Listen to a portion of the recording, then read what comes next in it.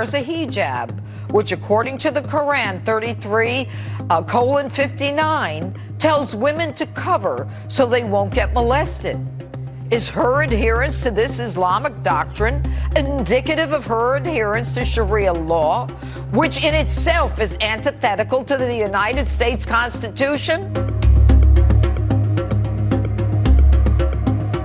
So let's say there are 10,000 right-wing extremist terrorist acts every day. It still doesn't answer the question, why are people coming to this country in the name of Islam killing Americans? And don't you think you should pause for a minute and reflect on what's gone wrong within your community? Do we remember who the bombers of the Boston Marathon were? I mean, just an aside to the Muslim community, if you don't want to be portrayed in a negative light, maybe don't burn people alive and set off bombs and things like that. Now terrorism and the jihadists are again on the move.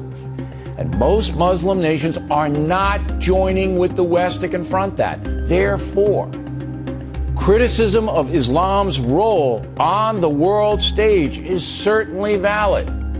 The Muslim world needs to take a hard look at itself. Being accused of Islamophobia is actually worse than plotting a terror attack in some circles. Remember the reports that the neighbors of the San Bernardino attackers had seen some unusual activity. We don't know to the extent that they shared that information with authorities. It looks like they didn't. Because they didn't want to be labeled racist. We can't admit the problem, which is Islamism.